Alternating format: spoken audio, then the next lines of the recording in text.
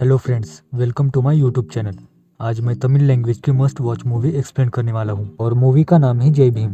Movie को IMDb पर 9.3 out of 10 की ज़बरदस्त रेटिंग है और साथ ही 96% गूगल यूजर्स ने लाइक किया है। तो बिना वक्त गवाए इस वीडियो को स्टार्ट करते हैं। लेकिन अगर आप हमारे यूट्यूब चैनल पर नए हैं तो चैनल को सब्सक्राइब करें और बेल आइकॉन प्रेस करें। तो चलिए वीडियो स्टार्ट करते हैं।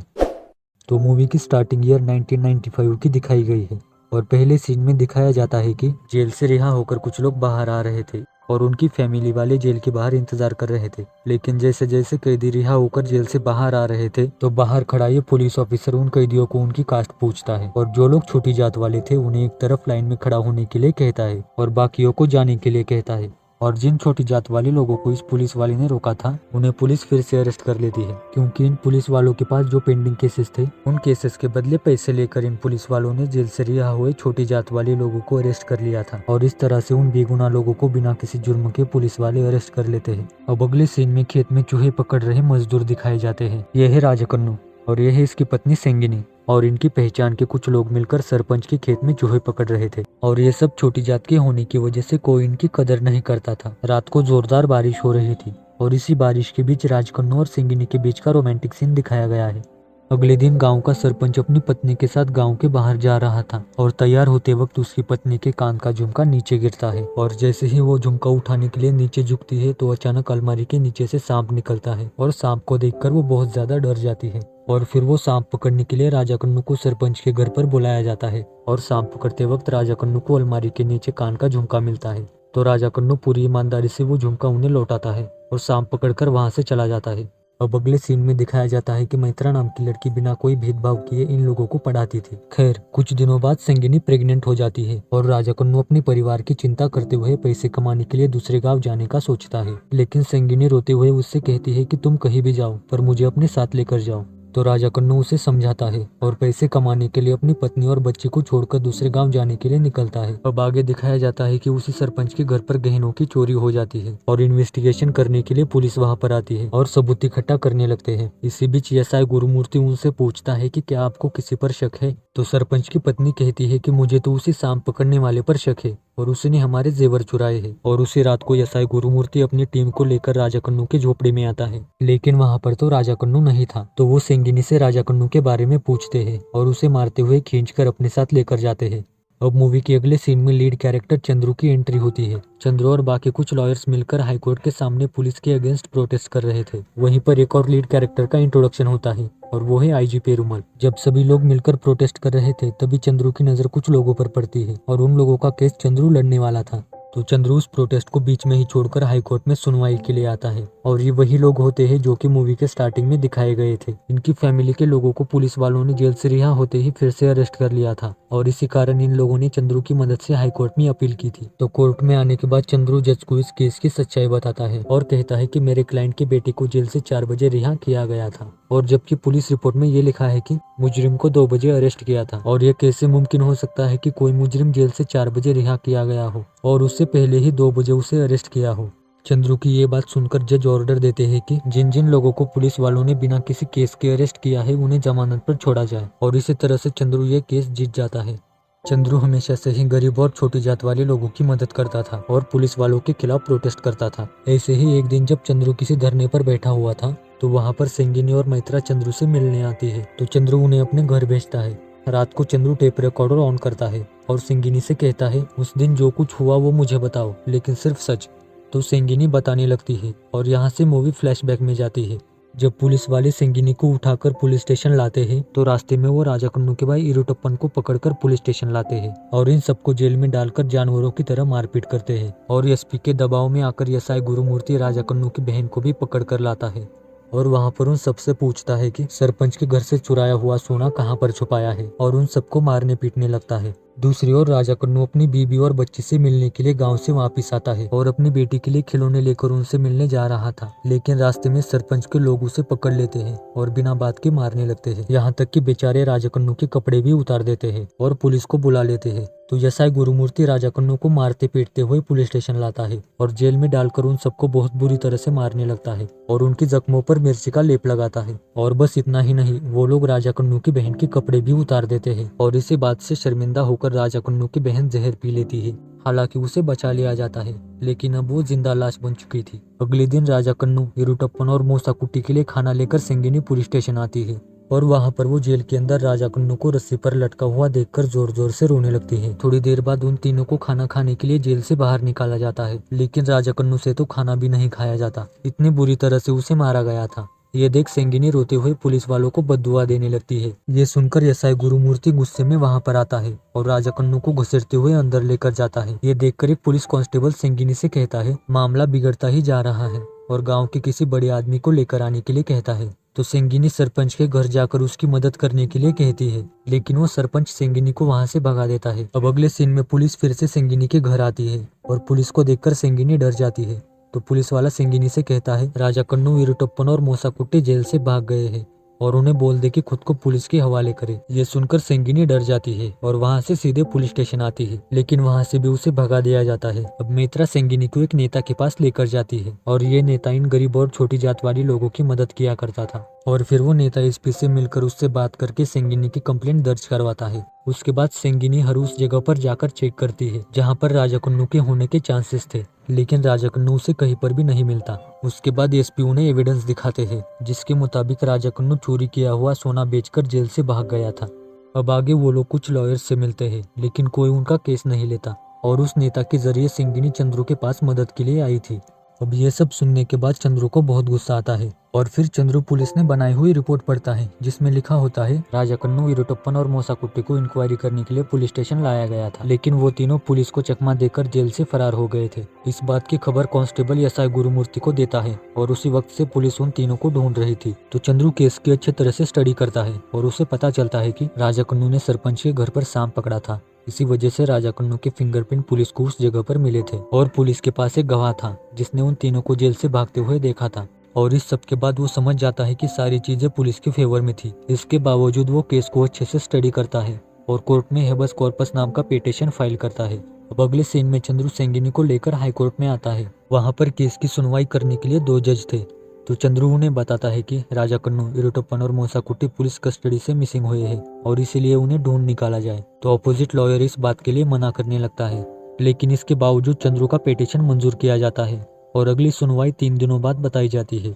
3 दिनों बाद चंद्रू पुलिस के गवाहों को क्रॉस एग्जामिन करने की परमिशन मांगता है। अब अगले सीन में चंद्रू मित्रा के साथ राजा कन्नू के गाँव जाता है और वहाँ पर कुछ पूछताछ करता है। वहीं पर उसकी मुलाकात एसआई गुरुमूर्ति से होती है। तो चंद्रू उससे कहता है, मैं असली अपराधियों को जल्द ही पकड़ लूंगा। अगले दिन हाईकोर्ट में गवाहों से पूछताछ की जाती है। तो सबसे पहले उस डॉक्टर को बुलाया जाता है जिसके पास जेल से भागने के बाद उन तीनों ने अपना इलाज करवाया था। तो चंद्रू उससे कुछ सवाल करता है और सबको बताता है कि ये डॉक्टर ही नकली है, क्योंकि उस डॉक्टर का नाम सरकारी मेडिकल काउंसिल की लिस्ट में नहीं था। आगे उस आदमी को बुलाया जाता है जिसने उन तीनों को जेल से भागते हुए देखा था और आखिर में मेडिकल स्टोर वाले को जिसने उन्हें दवाई दी थी। लेकिन चंद्रू उनसे कोई सवाल नहीं करता, बल्कि वो इंक्वायरी ऑफिसर को बुलाता है और उनसे पूछता है कि पुलिस स्टेशन से मेडिकल शॉप का डिस्टेंस कितना है और वो क्लिनिक कौन सी डायरेक्शन में है। लेकिन इंक्वायरी ऑफिसर कुछ नहीं कह पाता। तो चंद्रू कहता है, वो क्लिनिक जहाँ पर कैदियों का इलाज हुआ था वो स्टेशन से पूरब की तरफ 2 किलोमीटर दूर है, लेकिन कैदियों ने जहाँ से दवाई ली वो मेडिकल स्टोर पुलिस स्टेशन से 1 किलोमीटर दूर पश्चिम की ओर है। और ये कैसे मुमकिन हो सकता है कि कैदी सबसे पहले 2 किलोमीटर पूरब की ओर भागे, वहाँ पर अपना इलाज करवाया और वापस पुलिस स्टेशन के सामने से भागते हुए मेडिकल शॉप से दवाई खरीदी।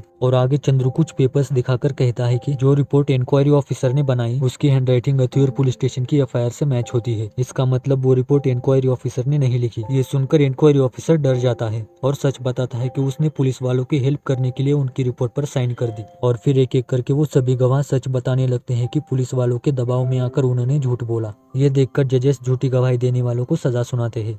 उसके बाद एक दिन एक पुलिस ऑफिसर सेंगिनी को पुलिस स्टेशन ले जाने के लिए आता है, लेकिन सेंगिनी कहती है उसके वकील के आने तक वो कहीं नहीं जाएगी। तो सही मौका देखकर वो पुलिस वाला सेंगिनी की बेटी को जबरदस्ती उठाकर पुलिस स्टेशन लाता है और ये देखकर सेंगिनी रोते हुए उसके पीछे पुलिस स्टेशन आती है।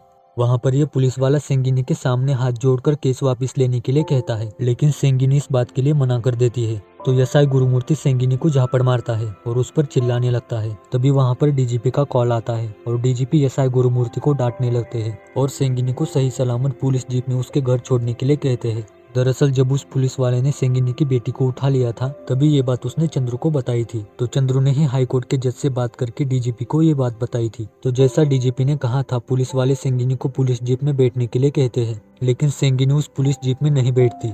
तो पुलिस वाले जीप लेकर उसके पीछे आते हैं, लेकिन आखिर तक सेंगिनी उस पुलिस जीप में नहीं बैठती। अब कुछ दिनों बाद फिर से कोर्ट में सुनवाई होती है और पुलिस की ओर से राममोहन केस लड़ने वाला था और राममोहन एक नए गवाह को बुलाता है और उस गवाह का नाम था वरदराजुलू। जिस राइस मिल में इरुटप्पन काम करता था, वरदराजुलू उस मिल का ओनर था और जेल से भागने के बाद इरुटप्पन ने वरदराजुलू को कॉल किया था और उसने कहा था कि पुलिस को चकमा देकर वो तीनों जेल से भाग गए हैं और वो सेफ है, और ये बात उनकी फैमिली वालों को बताने के लिए कहा था। तो चंद्रू कहता है, आपने ये बात उनकी फैमिली वालों को क्यों नहीं बताई? तो वरदराजुलू कहता है कि उसने ये बात राजा कन्नू की पत्नी को बताई थी। ये सुनकर चंद्रू शॉक होता है और कोर्ट से कुछ वक्त देने के लिए कहता है। घर आने पर चंद्रू सेंगिनी पर गुस्सा होता है क्योंकि उसने ये बात चंद्रू से छुपाई थी। तो मैत्रा चंद्रू को समझाते हुए कहती है, दरअसल इरुटप्पन तो अनपढ़ है और उसे नंबर्स डायल करना नहीं आता, तो वो वरदराजुलू को कैसे कॉल कर सकता है? ये सुनकर चंद्रू सोचता है और वरदराजुलू की फोन कॉल्स की लिस्ट निकालता है और एक एक करके सभी नंबर डायल करता है और उसमें एक नंबर केरला के किसी एसटीडी बूथ का होता है और अगले ही सीन में वो सब केरला आते हैं। वहां आने पर चंद्रू उस एसटीडी बूथ में पूछताछ करता है, लेकिन वहां पर उसे कुछ पता नहीं चलता। वहीं पर एक सीन में दिखाया गया है जहां पर सेंगिनी चंद्रू से कहती है, साहब आप हम पर बहुत मेहरबानी कर रहे हैं, लेकिन आपको देने के लिए मेरे पास कुछ नहीं है। तो चंद्रू सेंगिनी से कहता है, जब तुम्हारे समाज के लोगों को इंसाफ मिलेगा तब मैं चैन से सोऊंगा और वही होगी मेरी फीस।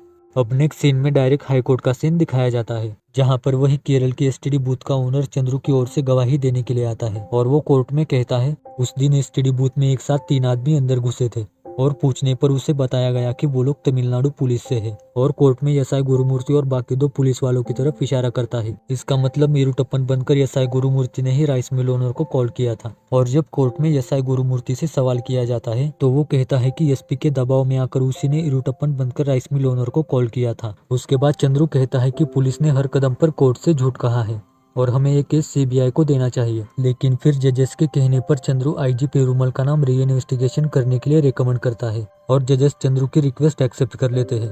अब उसके बाद चंद्रू आईजी पेरूमल से मिलने जाता है और उन्हें केस की फाइल देता है और कहता है कि इन्वेस्टिगेशन शुरू करने से पहले मैं आपको किसी से मिलवाना चाहता हूँ। और अगले सीन में चंद्रू आईजी पेरूमल को एक जगह पर लेकर जाता है जहां पर कुछ गरीब और आदिवासी लोग एक के बाद एक बताने लगते हैं कि किस तरह बिना किसी जुर्म के पुलिस इन लोगों को उठाकर ले जाती है और इन लोगों पर जुल्म करती है। और उनकी बातें सुनकर आईजी पेरूमल की आंखें भर आती है। आगे आईजी पेरूमल राजा कन्नू के घर और उस सरपंच के घर जाकर इन्वेस्टिगेशन करते हैं जहाँ पर गहनों की चोरी हुई थी और एक एक करके सबका स्टेटमेंट रिकॉर्ड करते हैं। अब एक दिन चंद्रू आईजी पेरूमल से कहता है, मुझे नहीं लगता कि वो तीनों कहीं पर आजाद घूम रहे होंगे और पुलिस ने ही उन्हें कहीं पर छुपाया होगा। और फिर वो लोग हर पुलिस स्टेशन में जाकर वहाँ की फाइल्स चेक करने लगते हैं और ये देखने लगते हैं कि क्या किसी पुलिस स्टेशन में इन तीनों के बारे में कोई रिपोर्ट दर्ज है या नहीं।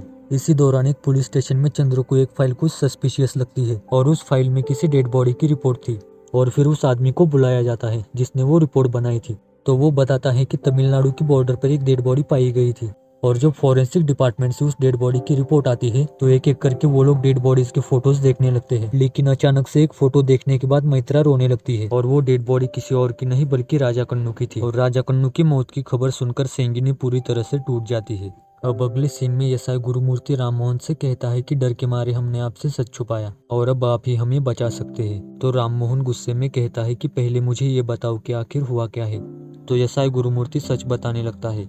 जब राजा कन्नू, इरुटप्पन और मूसाकुट्टी को पुलिस स्टेशन लाया गया तो वहां पर उन्हें बहुत बुरी तरह से टॉर्चर किया जाता है, जिसके कारण बेचारे निर्दोष राजा कन्नू की वहीं पर मौत हो जाती है। और जब पुलिस वालों को इस बात का पता चलता है तो वो बिना किसी को पता चले राजा कन्नू की लाश को उठाकर तमिलनाडु की बॉर्डर पर लाकर फेंक देते हैं। एसआई गुरुमूर्ति की ये बातें सुनकर राममोहन समझ जाता है। अब अगले दिन चंद्रू कोर्ट में पुलिस कांस्टेबल को पूछताछ करने के लिए बुलाता है और उससे सवाल करता है, लेकिन पुलिस रिकॉर्ड के मुताबिक वो कांस्टेबल गलत जवाब देता है। तो चंद्रू जजेस के सामने अपनी बात रखता है और चंद्रू की बात सुनकर जजेस अगले सुनवाई 10 दिनों बाद बताते हैं।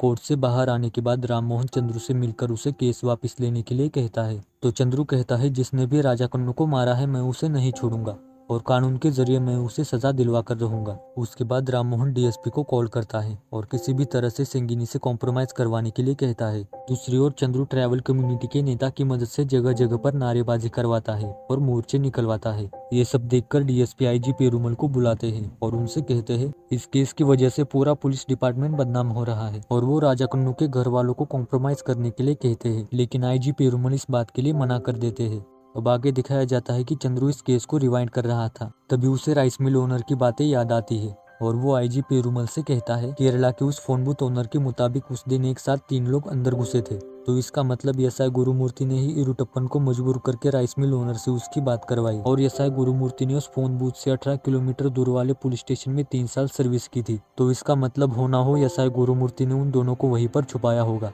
तो अगले दिन मैत्रा कुछ ऑफिसर्स के साथ उस पुलिस स्टेशन में जाती है और चंद्रू पौंडीचेरी के गवर्नमेंट हॉस्पिटल में, जहां पर राजा कन्नू की डेड बॉडी का पोस्टमार्टम किया गया था, और वहां के डॉक्टर से कहता है अगर राजा कन्नू की मौत पसली की हड्डी टूटकर दिल में लगने की वजह से हुई है तो ये भी हो सकता है कि पुलिस ने बार बार राजा कन्नू की छाती पर मारा, इस वजह से राजा कन्नू की मौत हुई हो। तो डॉक्टर कहता है मे भी ऐसा हो सकता है। सिंगिनी को डीजीपी अपने ऑफिस बुलाकर कहते हैं वो ये केस नहीं जीत सकती और अगर वो ये केस वापस लेती है तो डीजीपी पुलिस वालों से बात करके उसे मोटी रकम दिलवा सकते हैं, लेकिन सिंगिनी मना करती है।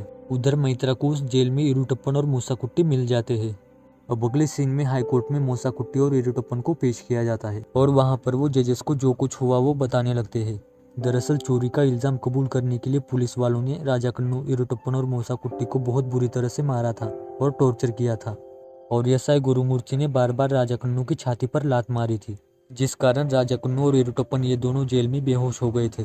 और ये बात मूसाकुट्टी पुलिस कांस्टेबल को बताता है, तो फिर ये दोनों पुलिस ऑफिसर राजा कन्नू और इरुटप्पन जिंदा है या नहीं ये देखने के लिए इन दोनों की आंखों में मिर्ची पाउडर डालते हैं। इससे इरुटप्पन तो होश में आ जाता है, लेकिन राजा कन्नू होश में नहीं आता। इसका मतलब पुलिस की मार से बेचारा राजा कन्नू वहीं पर मर चुका था, और डर के मारे एसआई गुरुमूर्ति राजा कन्नू की लाश को तमिलनाडु की बॉर्डर पर लाकर फेंक देता है। और बागी चंद्रू राजा कन्नू की डेड बॉडी का पोस्टमार्टम करने वाले डॉक्टर को बुलाता है, तो डॉक्टर कहता है पसलियों की हड्डी टूटकर दिल में लगने से राजा कन्नू की मौत हुई है, लेकिन इसके अलावा राजा कन्नू की आंखों में मिर्ची पाउडर पाया गया और इस मिर्ची पाउडर के असर के साथ जेल से भाग कर आना इम्पॉसिबल है। उसके बाद चंद्रू आईजी पेरूमल को बुलाता है और आईजी पेरूमल कहते हैं जहां पर चोरी हुई थी वहां पर 2 लोगों के फिंगरप्रिंट पाए गए थे, पहला राजा कन्नू का और दूसरा चोर का, और इन्वेस्टिगेशन के दौरान एसआई गुरुमूर्ति को असली चोर के बारे में पता चल चुका था, लेकिन एसआई गुरुमूर्ति ने उसे अरेस्ट करने के बजाय उससे पैसे लिए और बेचारे निर्दोष राजा कन्नू, इरुटप्पन और मूसाकुट्टी को इस केस में फंसा दिया। इसके अलावा राजा कन्नू की डेड बॉडी के पास जो फुटप्रिंट्स और कार के टायर के निशान पाए गए थे वो एसआई गुरुमूर्ति के फुटप्रिंट्स और कार के टायर से मैच होते हैं, और ये सारी सबूत आईजी पेरूमल कोर्ट के सामने पेश करता है और इसके बाद जजेस के सामने सारी बातें क्लियर होती है और कोर्ट एसआई गुरुमूर्ति और बाकी 2 पुलिस वालों को गिरफ्तार करने का आदेश देती है और हर्जाने के तौर पर सिंगिनी को 3 लाख रुपयों के साथ गाँव के बीचों बीच जमीन देने का आदेश देती है। और कोर्ट की तरफ से आईजी पेरूमल और एडवोकेट चंद्रू का धन्यवाद किया जाता है, क्योंकि उन दोनों ने बहुत सारी मुश्किलों का सामना करके सिंगिनी को इंसाफ दिलवाया। और आखिर में सिंगिनी भरी हुई आंखों से हाथ जोड़कर चंद्रू का शुक्रिया अदा करती है। तो दोस्तों आज के लिए बस इतना ही, मिलते हैं अगले वीडियो में एक नई मूवी के साथ। अगर आपको वीडियो पसंद आया तो वीडियो को लाइक करें और चैनल को सब्सक्राइब करके बेल आइकॉन प्रेस करें, और अगले वीडियो में किस मूवी का एक्सप्लेनेशन देखना चाहते हैं ये कमेंट सेक्शन में ज़रूर बताएं। तो चलिए धन्यवाद, बाय बाय।